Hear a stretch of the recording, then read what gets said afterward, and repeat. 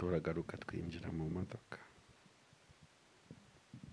tuza tuganira. Ikiganiro cyanjye nawe cyari kibanze ku bijyanye n'amatorero, aribyo twivugiraho tibana di Sandrine uraho. Narindi kukubwira ibintu bitatu biba ku munyedini. Umunyedini nyina, umunyedini apana umukristo mwiza, apana umwana w'ubugingo, apana umwana w'itorero. Ibintu bitatu idini rishobora kugufasha bibi.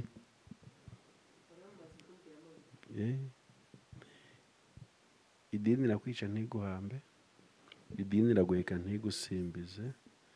Umupfu wo mu idini yibeshya ubugingo mu itorero ry'Imana.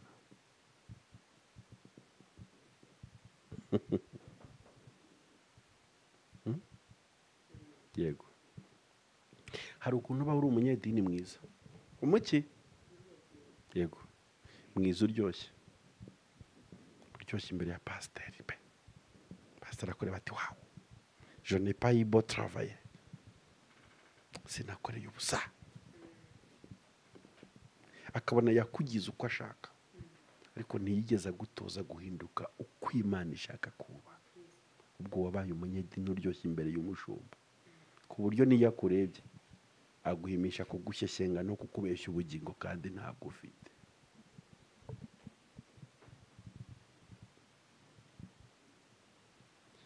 Mu bintu naganiriye na Pastor Theogene, ndajya ngira ibyo mvuga ibindi simbivuga. Pastor Theogene, njyewe ndi umuntu ushinzwe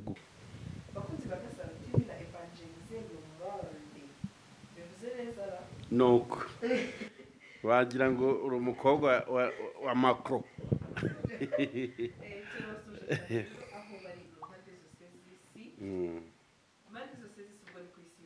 Isi yose urayirangije. Rero tujye kwageza iki kiganiro ufatanye na channel zombi, ndetse tubasabye baze kuza kugikurikira. Navuga kirimo inyigisho ndetse n'ubuhamya bukomeye cyane. Tuguhaye ikaze, tangira tubwira amazina yawe, turerukana. Uzi ko duherukanye kera abantu cyane. Amazina ntarahinduka, ni Bikemu cyangwa se Bikoremana Emmanuel.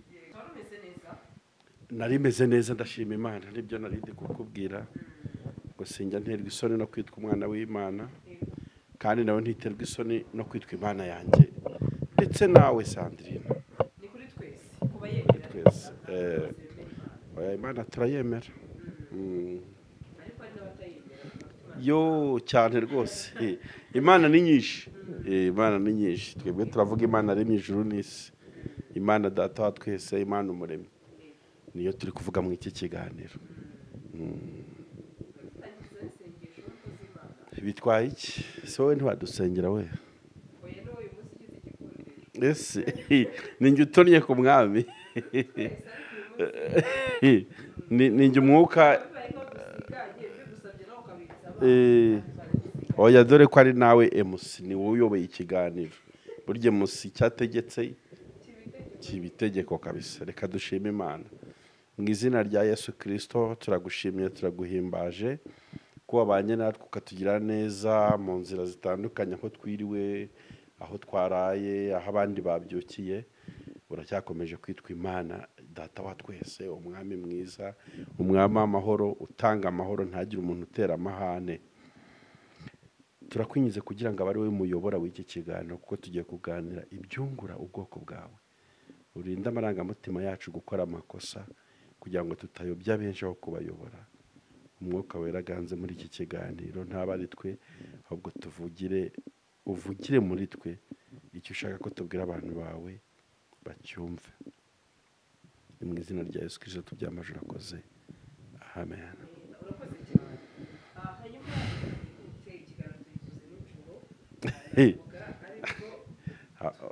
Nijoro kabisa, ni nijoro barabibona.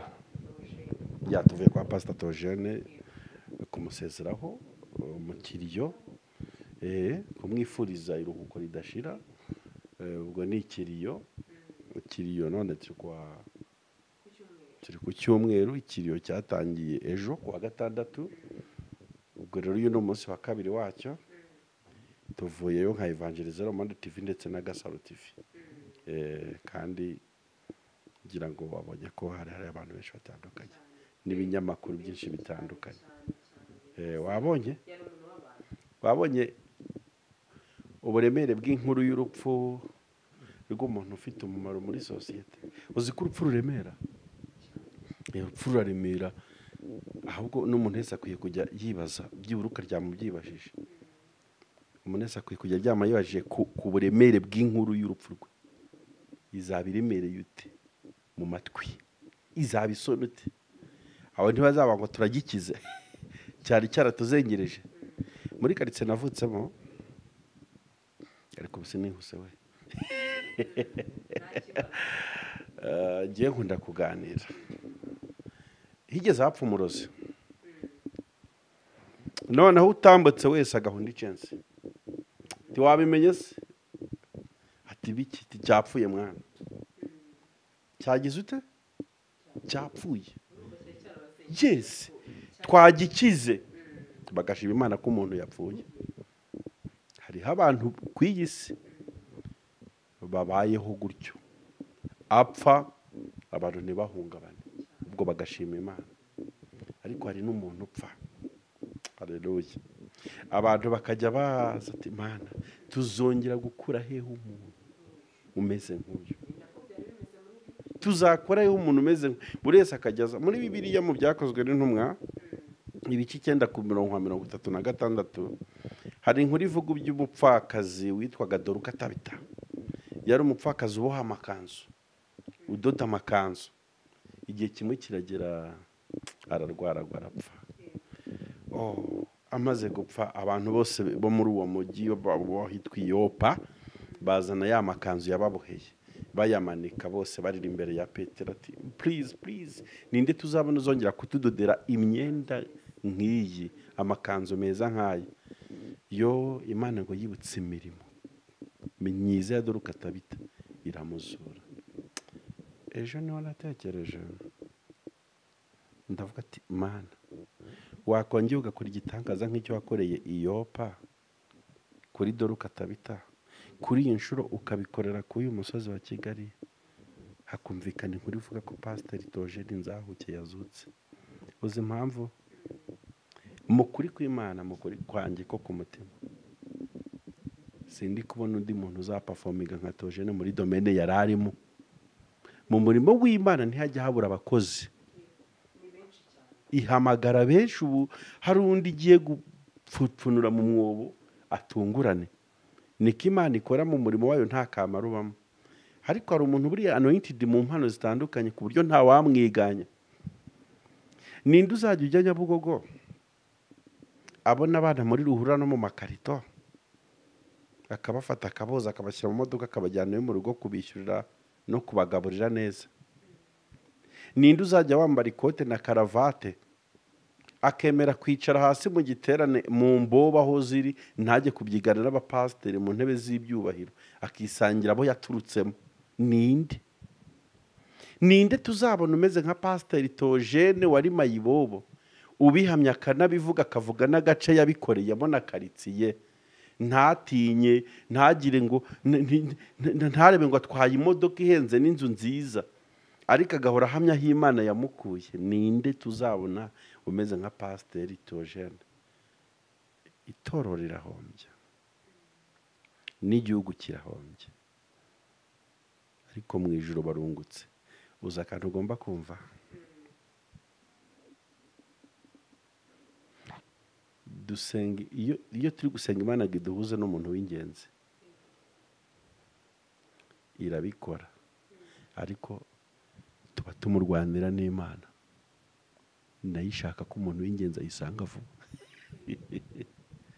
Nicyo kijya kibaho. Wa muntu abonaga ari uw'umumaro. Yes.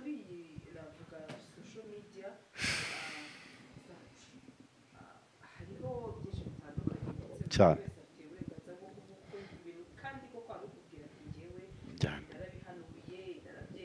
Cyane. bwo kubihakana no kumubuza guhanura. ntabwo ureba umutima we Yego. cyangwa se icyo yavuganye n'Imana ye. Abahanuzi benshi rero bavuze ko Pastor Theogene yatanzwe n'igitambo. Abahanuzi benshi bavuze ko Wowe ubibona gute nawe nk'umukozi w'Imana? ndashima Imana ko muri iki kiganiro utantumiye nk'umuhanuzi wantumiye nk'umutumirwa w'umukristo kandi ukora umwuga w'itangazamakuru. Ushobora kutajyana ibintu muri kategori y'ubuhanuzi ariko ukabijyana mu maso y'ubusesenguzi, ukabitereka ku meza y'ubusesenguzi. Kandi mu kwanariza ushobora kwipoza ibibazo ukanisubiza, biremewe muri analize.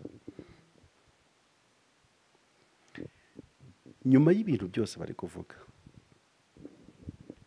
Theogene ntabwo yapfuye igihe cye kidashyitse. Theogene yapfuye kuko isaha yo gupfa kwe yari igeze. Cyakora bishobora kuba byarakubitanye n'ubuhanuzi, umuhanuzi akaba ari mu kirere kizima agahuza n'isaha y'Imana, ibyahanuye bikaba. Sibyo? Umuhanuzi buri gihe yemerwa ari uko ibyo yahanuye bibaye.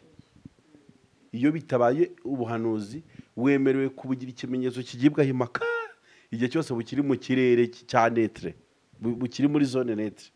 Uba wibaza no se jamais ashobora kuba yaravangiwe cyangwa ataravangiwe, bakaba ngo reka turebe. Umuntu wigeze uhanura ko Theogene azapfa mu kwezi kwa gatandatu, ubu ni umuhanuzi. Ubaremewe. N'uwateye izo nzuzi bigakunda yapfumuye neza.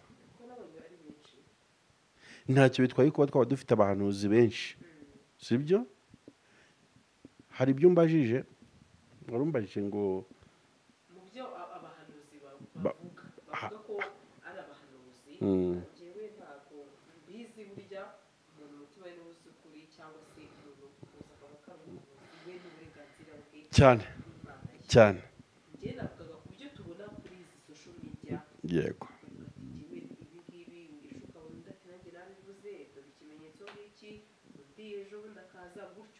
Yego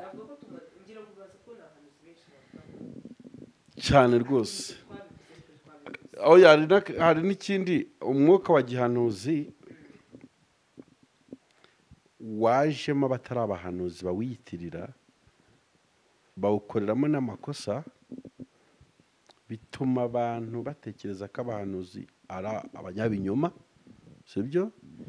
Bahinduka ikimenyetso kigibwaho impaka muri sosiyete, kubera ko hari abantu bahanura kuko ari abahanuzi, hari n'abahanura kuko babanje kubikorera etide geographique, ukareba ukavuga ati turi mu kwa gatatu tugiye kwerekeza mu kwa kane, umuntu akaba yaza akavuga ati hagiye kuzagwa imvura nyinshi. Mugiye mubimenya mwanura ibintu kare, kandi igihe cy'imvura cyo mu kwa kane ni igihe harya ni urugaryi n'itumba. Mu kwa kane hategetswe kuba hari imvura. Ni estima akavuga ko mu kwa kane hazagwa imvura, ari kubihabwa n'amakuru y'igihe afite ko n'ubundi mu kwezi kwa kane haba imvura. Hari n'umuntu ubona abantu bari gupfa cyane, agahita akora declaration ati Imana iramwe ngo mu minsi iri imbere agiye gupfa abantu benshi kandi bakomeye, abihereye ku bandi batatu bashyinguye muri icyo cyumweru n'ubundi batoroshye bafite amazina akomeye. Hari n'umuntu Imana ishobora kugenda ikamwinjiza mu kirere cy'umwuka cy'ubuhanuzi, ahubwo ati burira abantu bimeze gutya, kandi koko akaba ari kubikura mu mugambi w'Imana. Akantu nshaka kuvuga sha nyinginga nkavuge.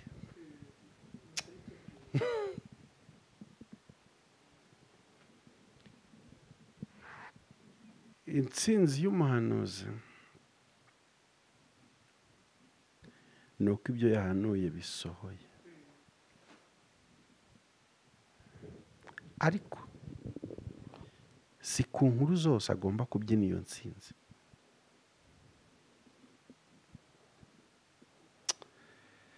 Hari igihe umuhanuzi abona ubuhanuzi bw'igihugu bubi, ukabona aje kuri televiziyo aravuze ati banyarwanda banyarwandakazi, ati amaraso aramenetse. Amaraso agize ute? Aramenetse. Ubwo n'ubuhanuzi azanye, kandi koko nibwo yanabuhawe. none arabasigaye mbona bamansiona n'itariki n'ukwezi.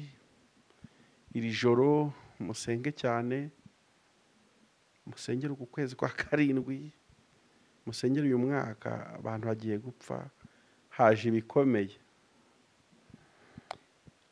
Iyo uri umuhanuzi mwiza w'umunyabwenge,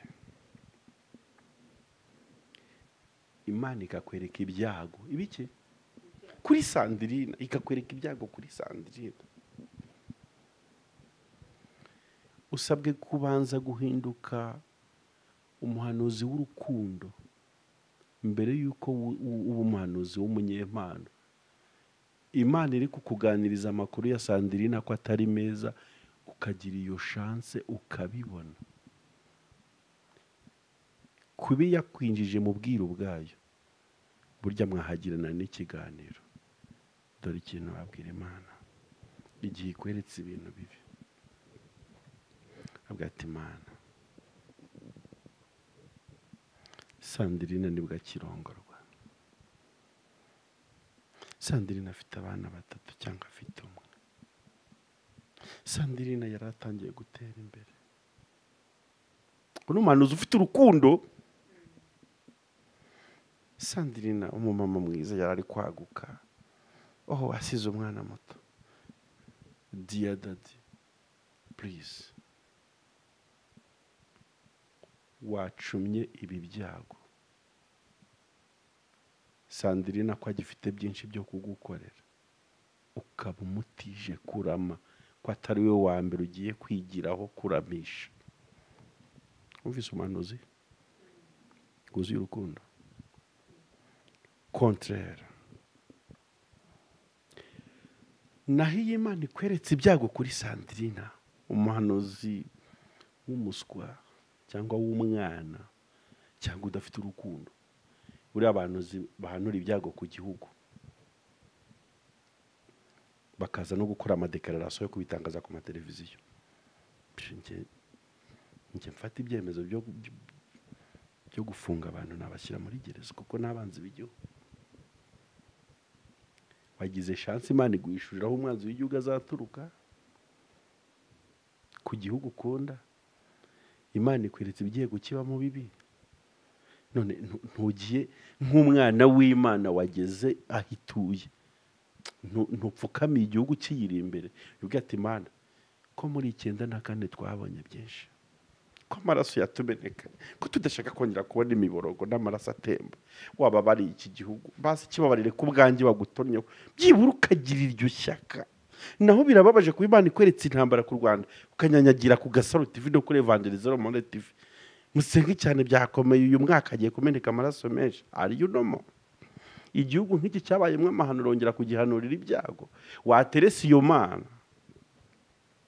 Muri Bibiliya Mose n'Imana bajyaga baganira. Imana yajyaga ifata icyemezo cyo kurimbura Abisiraheli bayibabaje, yarabakuye muri Egiputa. Kavuga ati none ndabatsinda muri ubu butayu. Igafata icyemezo n'uburakari. Umva ijwi ry'umuhanuzi shamwiza ukunda igihugu n'Abisiraheli. Yego.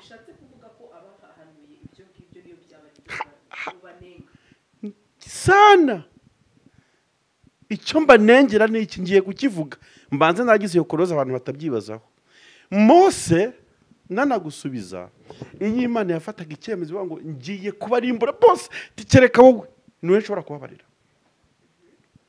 Mose yegeraga Imana bakaganira, bakajya inama. Umuhanuzi mwiza ukunda igihugu, ukunda n'uhanurirwa, ashobora kumva ibyago by'igihugu cyangwa iby'uwawe, ibyawe wowe bari guhanurira. Afite presence yo kubisunika no kubikumira ntibibe bikibaye.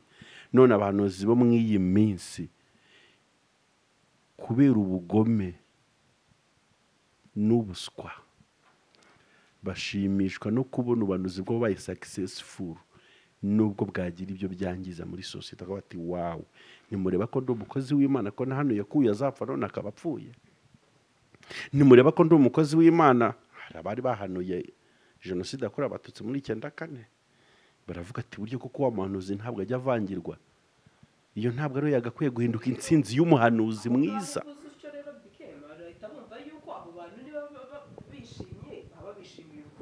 Baba nyine bimeze nko kwishima umuntu hejuru, kuza kuri televiziyo, narahanuye sha none birasohoye, wow, wari ufite chance yo guhereza uno muntu ubuzima nk'umuntu wari waganiriye n'Imana, ukayitera imibare mukaganira. Mose yarayibwiye igihe yari ifashe icyemezo cyo kurimbura Abisiraheli, iravuga ngo mana ngaho barimbure ndebe.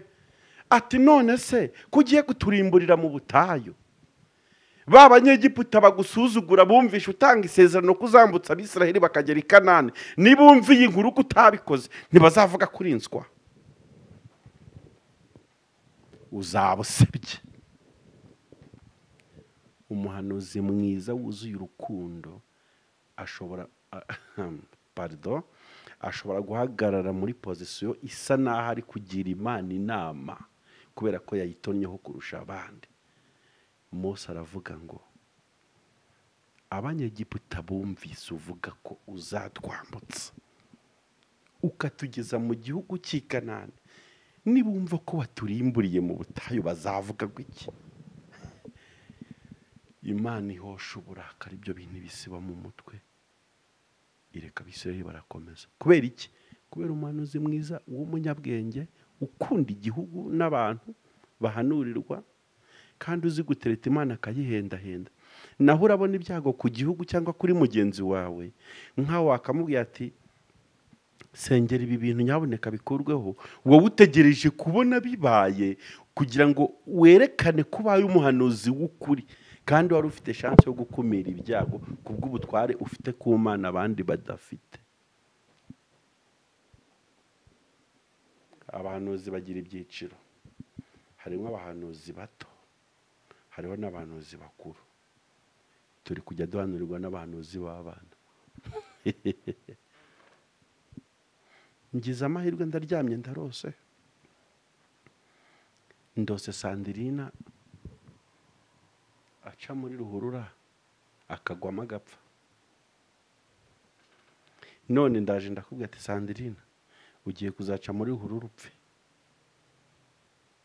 Nabibonye rwose, kandi noneho hafi hari ijambo barenzaho rijya rinsetsa ngo nta kintu kizabihagarika, kandi we wabibonye yabihagarikisha sha. Hari ikiganiro ashobora kugirana n'Imana ntubu gipfuye. None ategereje kumva aguye muri ruhurura ugapfa kugira ngo agaragare ko yemeye ko ari umuhanuzi w'ukuri. Harimo ikibazo cy'ubwana mu guhanura. Ku kijyanye n'urupfu ariko, ku kijyanye n'igare ry'umuntu, uhanure byemerwe ntibyemerwe, iyi saha y'umuntu ageze yo gutaha arataha, nta kibihindura. Reka nkwereke ikintu none nsobanura ku kibazo wambajije. Gutambaho umuntu igitambo, nanjye narabisomye kuri social media. Pasiteri yatambwiye ibitambo, siko banditse, siko banako bavuze kuri kamera. 1, umwana w'ubugingo Satani ntashobora kubwiba ngo bikunde. Umwana w'ubugingo wandikiwe ubugingo, wandikiwe ijuru nk'umurage nka gakondo, ntiyibwa. Satani ubwo butware ntabwo yabona, ntiyanabishobora. Cyakora ashobora kwiba umubiri, ashobora kwiba umubiri we bigakunda, kuko uyu mubiri twambaye ntabwo Imana igiye ufataho umwanya wo kuwutinda no kuwutekerezaho, kuko uyu mubiri ntabwo uzabona Imana. Imana yita ku bugingo n'umuntu w'imbere. Twebwe iyo turira kubw'umubiri Imana iba yazetse. Tubari kubazwa n'ibintu bibora kandi koko niko biri. Ubugingo bwa Pastor Theogene niba bwari bwanditse ku Mana ko ari umuragwa w'ijuru. Nta kintu na kimwe cyari gukorwa giturutse ku mugambi wa shitani ngo Theogene abure ubugingo. Kabiri, niba Theogene umugambi w'Imana byari biteganijwe ko azicwa na agisida, ntiyari kuyicika. Hari ibintu bitatu bikubaho ukabura apfuye ku buryo ubimenye, wahita ufata akanya umugoroba ugaseza abantu vuba vuba ubihishuriwe. Icya mbere, umuntu wese afite igihe azapfira. Kabiri, umuntu wese afite aho azagwa. Umuntu wese afite ikizamwica. Ibyo bintu bitatu nyine bitaruzura ntibishoboka. Ikizakwica gishobora kuba cyanaje pe, ariko igihe kitaragera. Niyo mpamvu Sandrine, uzagenda utege moto ukora agisida, bakugonga bagukubite nk'iriya magufa atatane kwa muganga bayasubizeho bikunde. Kubera iki kikwica cyaje ariko igihe ntikirashyika. Uzaba uri mu modoka abandi bose bumve nk'imodoka y'abantu 40 yari idutwaye, harokotse Sandrine gusa. Why? Your time is not coming. Ntikiraza, ntikirakwegera. Mu mugambi w'Imana niba byari biteganijwe ko Theogene azapfa kuri iriya tariki yapfuyeho, akicwa n'imodoka yiswe igitambo, akaba azagwa Kampala, Uganda, nta kintu na kimwe cyashoboraga gukorwa, nta n'ubwo bwashoboraga gukorwa bw'amasengesho ngo Theogene ntabure gutaha, kuko yari umuntu dukunze cyane. Ariko umuntu dukunze cyane muri sosiyete ku Mana bari boro, burya nayo ibiri kumushaka. Kandi ntabwo turwanira abantu n'Imana ifite ubutware buruta bwacu guhita imwishikuza. Theogene twari kumwe mu minsi 5 mbere yo kugenda. Ndashaka kumenya icyo twaganiriye cyangwa ufite ikibazo cy'indubazo. Cyane.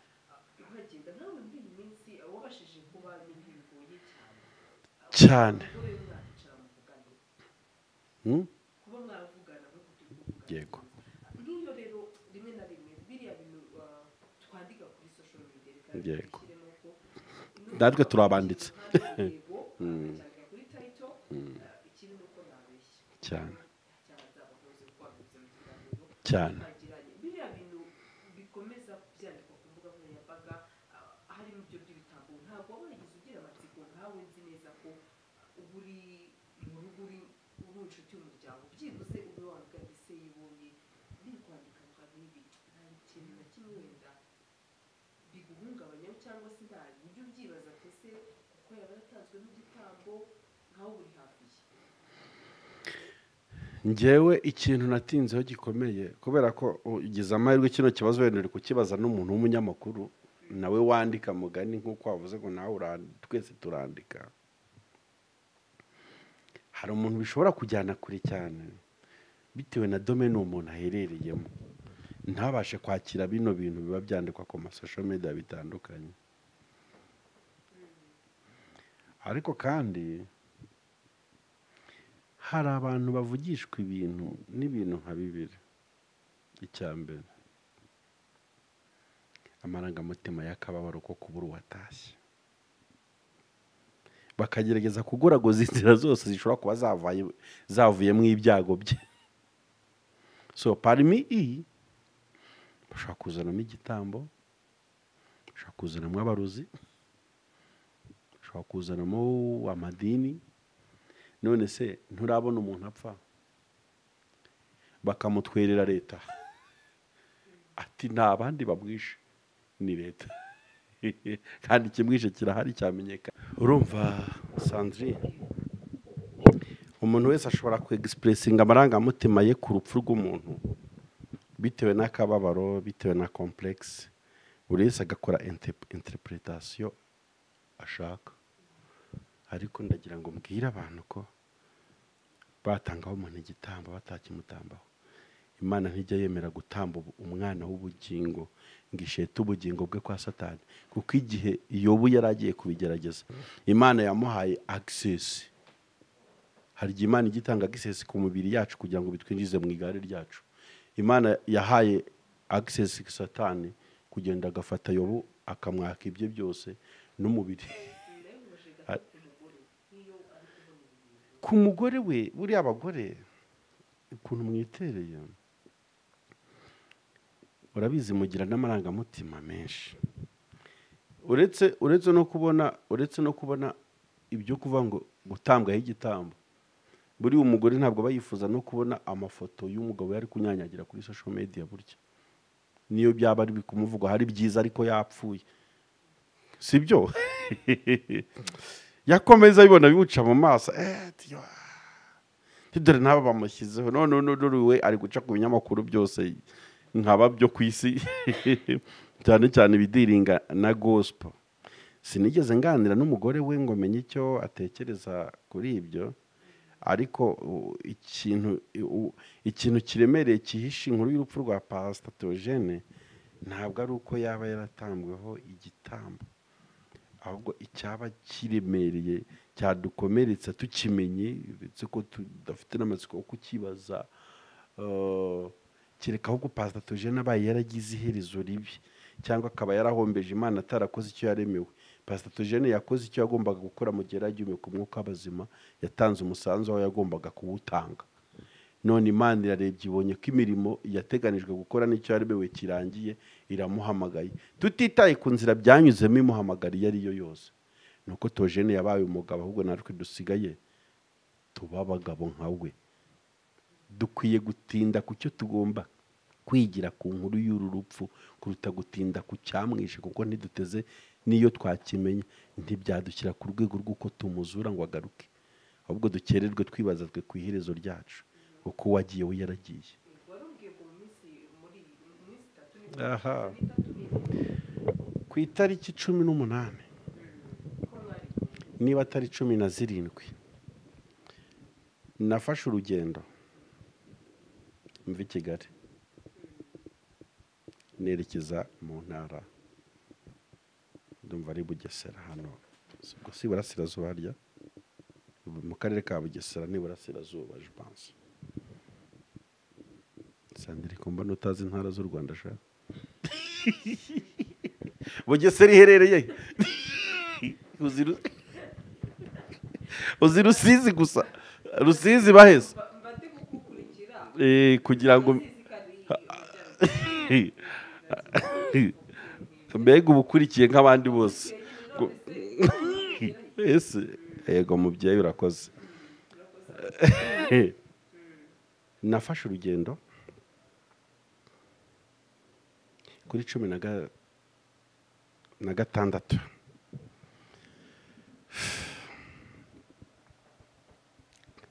nari ndi kwerekeza i Bugesera ahantu bita Ntarama ku itoro rya Zion Temple.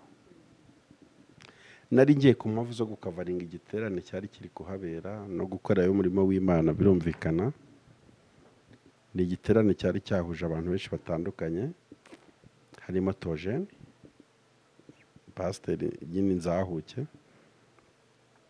harimo Bosco Nshuti, nyuma haje kuza n'abandi bashyitsi batandukanye barimo ba Alenuma. Cyari igiterane nzi ko kizaba na Theogene abizi, twarabivuganye. Tugera mu giterane, ku munsi wa mbere igiterane kiraba, ku munsi wa kabiri ari umunsi Pastor yagombaga kubwirizaho muri icyo giterane. Hari hateguwe ibikorwa byinshi bitandukanye birimo n'ibikorwa byo gusiganwa byiswe Run for Jesus, igikorwa cy'amarushanwa yo kwiruka bigamije kubwiriza ubutumwa bwiza bwa Yesu Kristo. Pastor Theogene yagombaga kubwiriza muri icyo giterane ku wa gatandatu, cyari kiri kubera hanze no mu rusengero. Pastor yaraje mpagaze hanze, aransuhuza ati bite Fils Canezio ni papa wacu Pastor nyakwigendera uwo Theogene asanze. Yaranamukundaga cyane, amazina yacu yose yayahamagaraga mu izina rya papa, Fils Canezio. Yajyaga nabitubwira ko amukunda, ko amwemera cyane. ansanga hanze turasuhuzanya, ndamubaza ati pastor uraje suje mu murimo?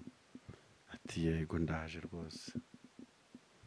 Turamanukana gato, ajya ahantu muri boti, ajya ahantu bambika abantu imyenda babeze nk'abakora iby'amadekorasiyo, abandi bajya mu marushanwa y'ibyo kwiruka. Yaje nyine yacumbagiraho gake kubera ko urabizi ko n'ubundi yari yarakoze accident. Bimwe nahoze nkubwira ngo ikizakwica gishobora kuza ariko umunsi utaragira ntugire icyuba, ariko none finally birangiye n'ubundi pastor yishwe na accident. Yari ryo gare rye ryo gutamba ibitambo simbizi kuko igare ry'umuntu iyo rije ntabwo rishobora kumusiga. Pastor muri icyo giterane arabwiriza bigenda neza cyane hanze.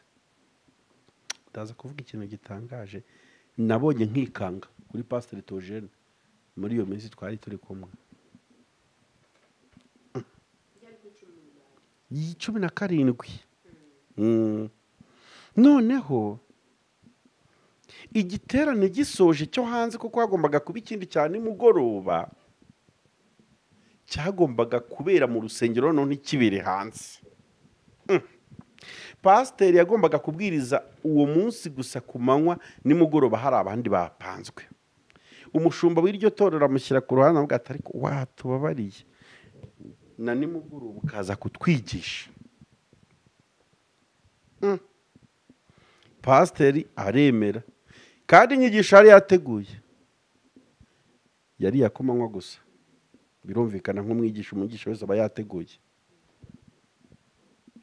Bigeze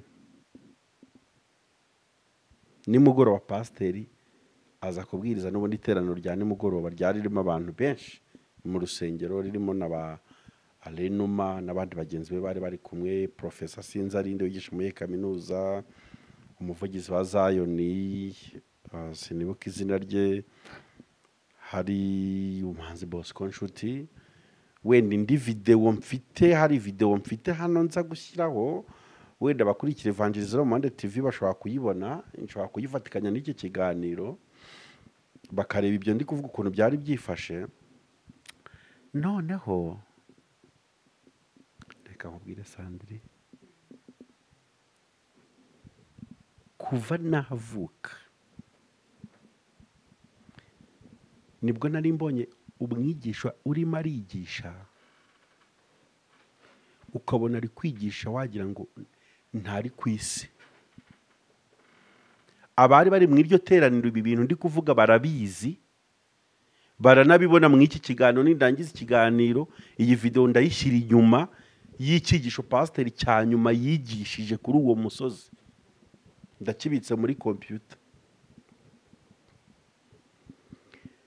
Pasiteri yarigishije ku buryo n'abana b'imyaka 4 wabonaga bari guhinda umushyitsi. Pasiteri yarigishije, yigisha ku kintu bita ubumwe no kugira urukundo, aca amarenga ku by'ijuru. Iyo umuntu agiye gupfa mu isi y'umwuka babikurura, ariko twe ntitubikurure. Akagerageza no kutubwira ko agiye, akanadusezera ndetse mu mwuka akaba ari no ko ati bye bye, terega nubwo mutari kubyitaho nta cyumweru rutsigaje. Ni ngacyo kintu hari gukora muri iryo teraniro. Akabwira ati nyaboneka abwira mugenzi wawe ngo isi ntizigushuka izashira. Buri wese akagerageza ati haguruka abwira abantu 5.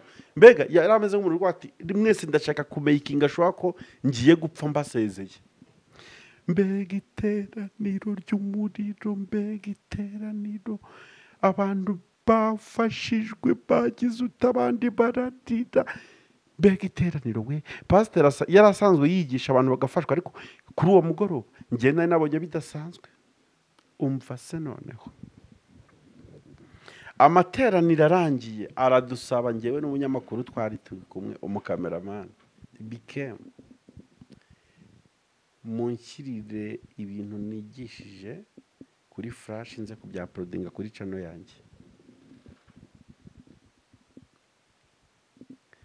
No bagiye ibyo bintu atabya prodinze twamushyiriye kuri flash kuri channel ye. Twagiye hirya turabikopiya turabimuhereza muri mashini ati pasita twarangije gukora kopi. Ahita ambwira ngo duceho mwana, kumwe yiganiriraga muri za mvugo ze, ngo duceho fisi Kaneziyo. Dushyira ibikapu muri butu mu modoka ye, turicara turataha.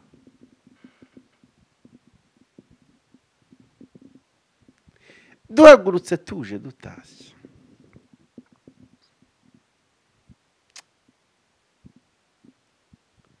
hari akantu yambwiye ariko ngize ibanga.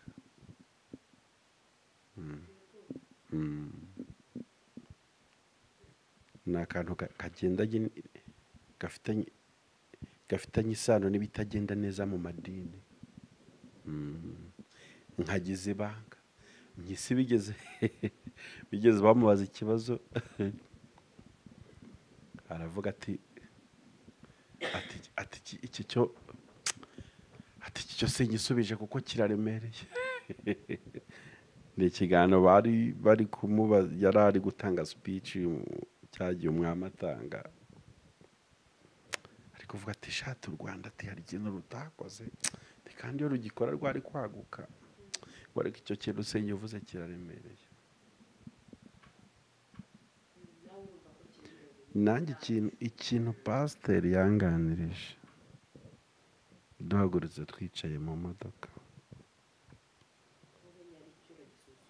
ku bijyanye n'amadini,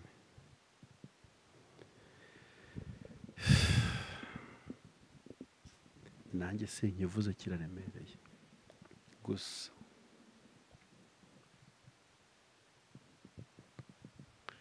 Gusa dukwiye kwitoza kuba abakirisito beza kuruta guhinduka abanyamadini beza. Uzi impamvu? Impamvu ni eshatu. Hari ibintu bitatu idini rishobora kugukorera uramutse uhindutse umunyedini mwiza kuruta kuba umukristo mwiza. Idini rirakwica ntiguhambe.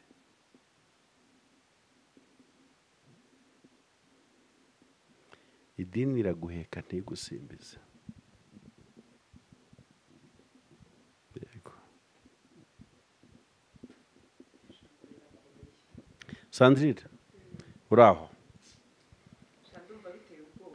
Nari ndi kukubwira ibintu bitatu biba ku munyedini. Umunyedini nyina, umunyedini apana umukristo mwiza, apana umwana w'ubugingo, apana umwana w'itorero. Ibintu bitatu idini rishobora kugufasha bibi.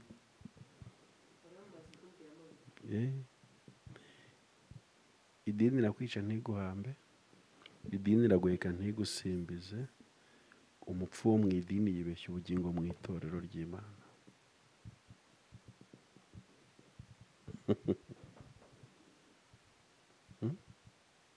Yego. Hari ukuntu uba uri umunyedini mwiza, umuki? Yego. Mwiza uryoshye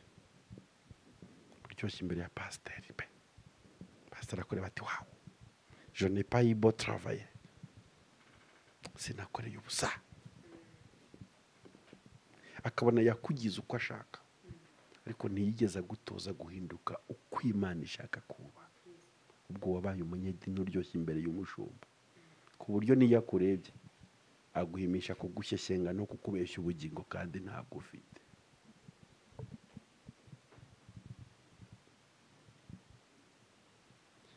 Mu bintu naganiriye na Pastor Theogene, ndajya ngira ibyo mvuga ibindi simbivuga nk'uko turi kuganira. Nari nivugiye ku kintu bita idini gusa, kandi aho si kuri kayise ye, ndabigeneralije. Iyo ni personal analytic yanjye ya evaluation nkora ku bijyanye n'amadini.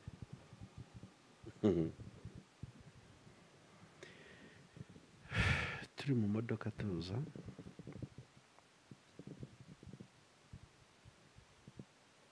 inyuma ye mu modoka rwose kuba umugabo nyine ahahira urugo harimo igitoki cyiza cyane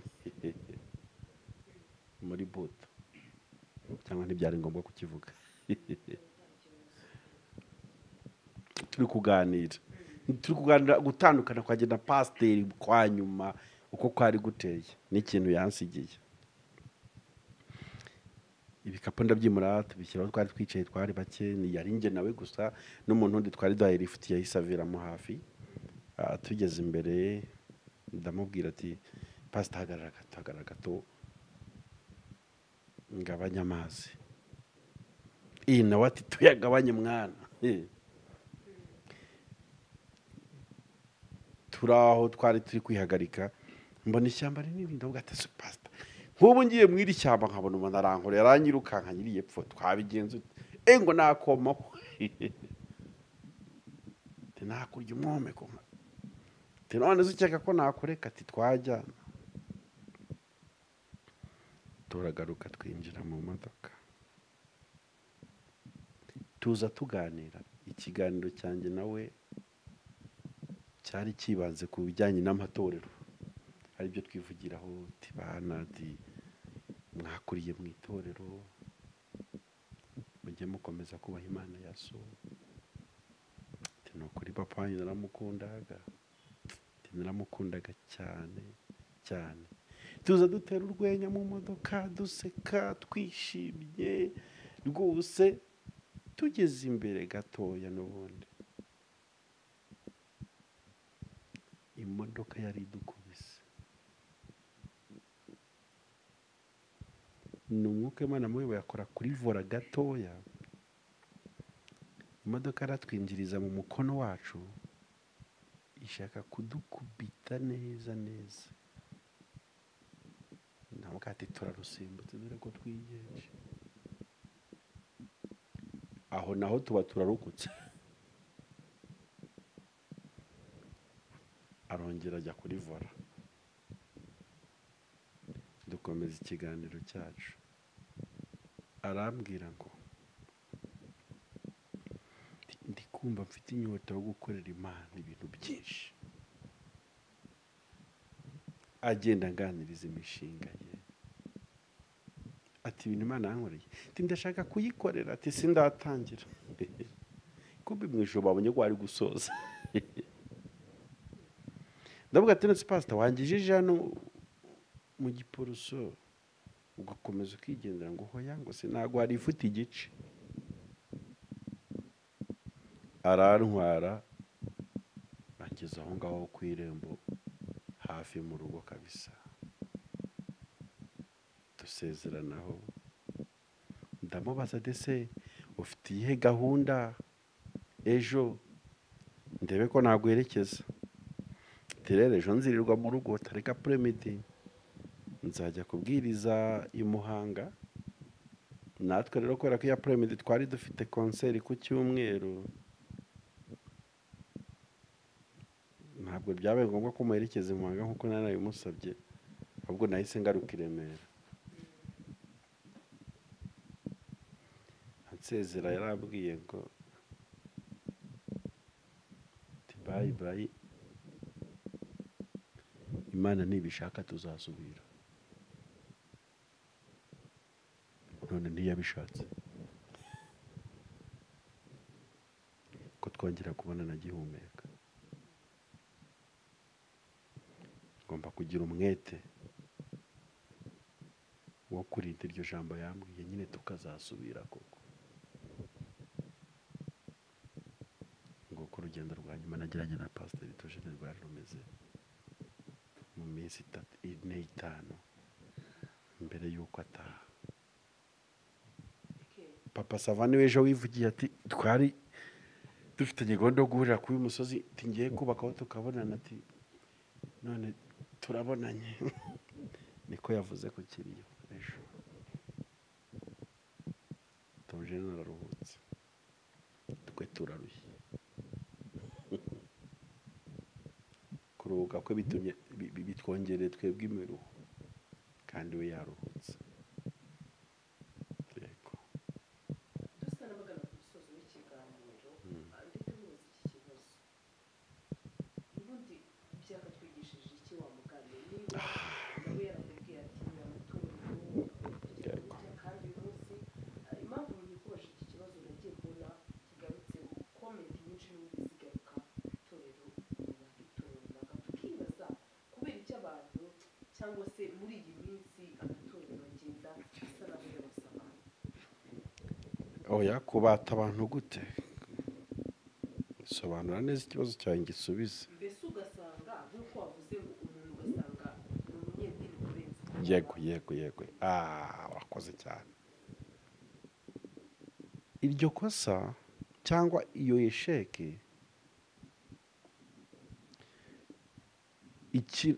impamvu yayiteye ikomeye.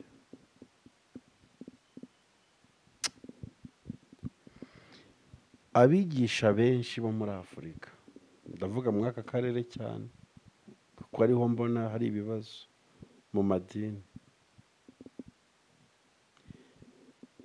bigishije abantu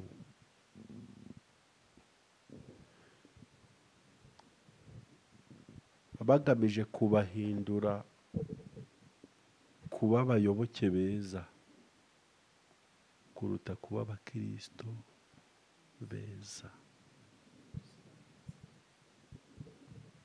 Ariyo mpamvu iyo uri umunyagatolika, njyewe nkaba umwadeperi,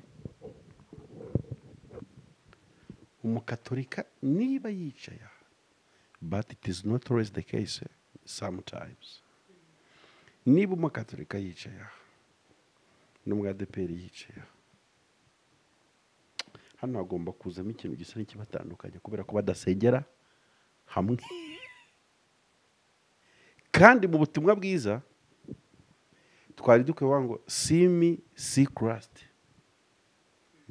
sibyo, ndebubone Kristo. None kubera ko oh my God, uwafonze ADEPR, uwafonze Katolika, Anglikani n'ibindi byose n'andi madini yose mu yakarasemo nari kuvuga,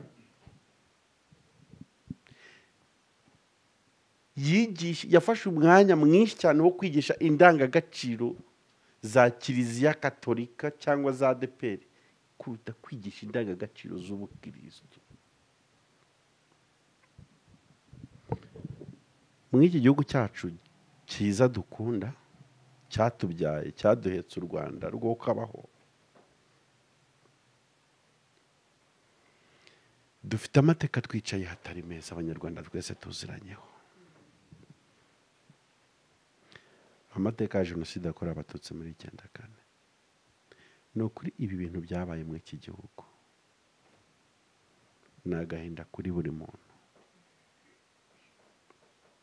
Kandi mu gihe byabaye mu Rwanda hari abanyamasengesho, habaga abanyamadini benshi. Niba ntibeshye ku mibare, bavuga ko abakristo mu Rwanda bashobora kuba ari 80% 90% abantu bitwaga abakristo. None ushobora guhita ko kugira ngo wemere ibyo nkubwiye, ushobora guhita wibaza ati ni gute jenoside yashobotse ahantu hari abakristo 90%? Ntabari bahari. Iyo baba abakristo niba baramennye iki? Amaraso. Dore ikintu cyari gihari,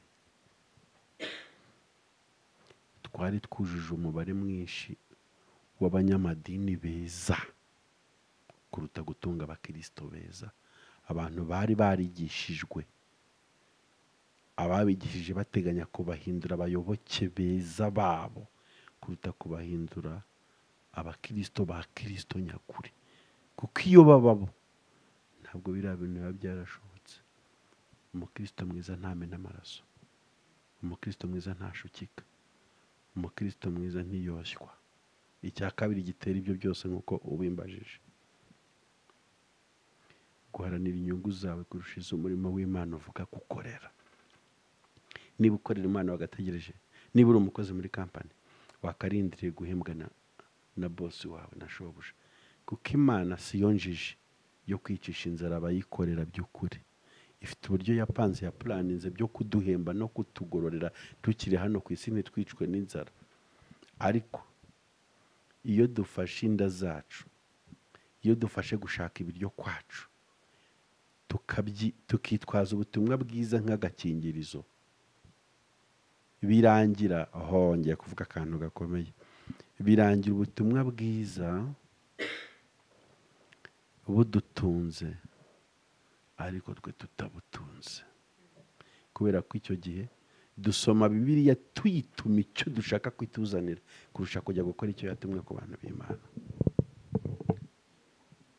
Hari utuntu kare nanditse hano turimo mesaje.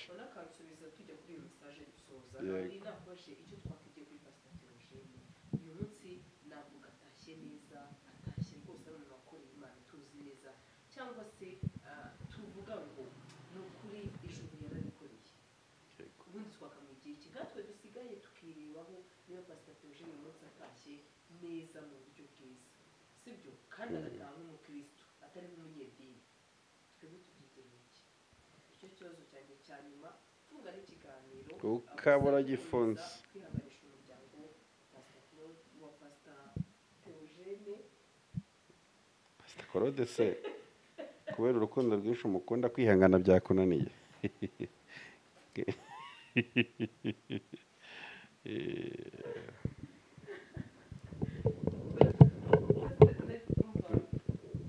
dukomeza kwihanganisha umuryango wa Pastor Theogene, abakristo n'abandi bose muri rusange, inshuti, abo navuga yatumye bakizwa ni benshi cyane. Nibyo Pastor Theogene, njyewe ndi umuntu ushinzwe guklasa intwari, namushyira mu ntwari. Yakoze ibikorwa by'indashyikirwa, yeretse igihugu ko agikunda kurusha kubivuga, yarabivuze aranabikora. Pastor Theogene yarereye u Rwanda. Pastor Theogene yatanze umusanzu kuri Kristo, yahinduye benshi ku gukiranuka. Icyo dukwiye kumwigiraho, natwe dutinde dutekereza ku buremere bw'inkuru y'urupfu rwacu. Pastor Theogene uri kugera ku kiriyo ukabura aho uparika imodoka, bikakubana ikibazo ukayisiga mu muhanda. Uri kugera ku kiriyo ukahasanga abantu b'ingeri zose, abasenga, abadasenga, bose baje kwa Pastor Theogene ku kiriyo. Kubera iki? Imirimo myiza. Nawe uri kureba iki kiganiro, witinda mu kuvuga ngo Pastor Theogene yaratashye. Oya, ubwo subiza amaso inyuma uvuga ati harya njyewe bimeze ute, byifashe ute?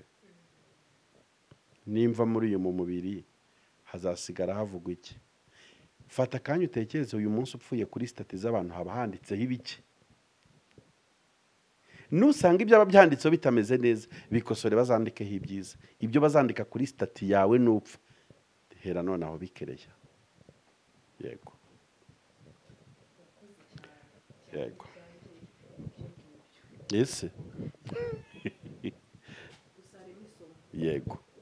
Sandrine, hari ibintu nka bine nshaka kuvuga ariko ntabidevelopa. Yego, ntabidevelopa. Umwuka w'Imana afasha abadukurikira kubidevelopa. Kugiye maze kuri YouTube ntabona ibintu bine byanteye ubwoba. Mbonye ibintu bine biri kuntera ubwoba muri iyi minsi, cyane ku gice cya gospel. Ubu butumwa niba nanjye bundeba buramaze, twese buduhindure dukosoka. Abavuga butumwa batandukanye n'abantu bitira izina ry'Imana kuri uyu musozi wa YouTube bakwiye gusenga no gusengerwa. Icyambere, bashaka kuvugwa no kumenyekana na viewship mu kuri no mu binyoma, barabigerageza mpaka bikunze. Byaca mu kuri cyangwa mu kinyoma, bishimiye kubona bageze kuri icyo kintu, ntibitaye ku mitima y'abantu barimbuka. Kabiri, Bibiliya bari gusoma yanditsemo amatiku menshi n'amazimu. Mbega Yesu wagira ntiyanditsemo. Gatatu, bari kubwiriza batasenze, bagasesengura bamwe batasomye.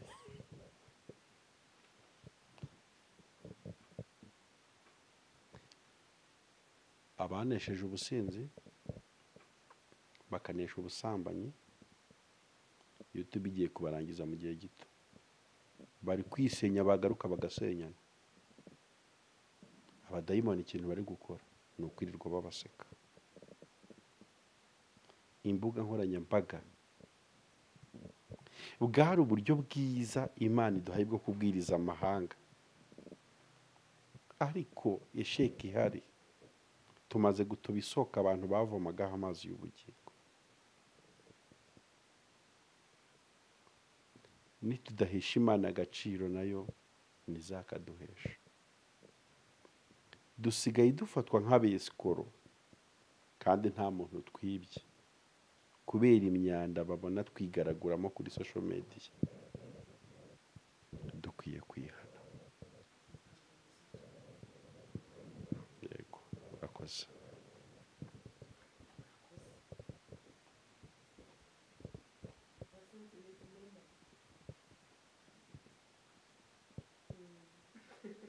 twasoje ikiganiro Nese ninjye usoza.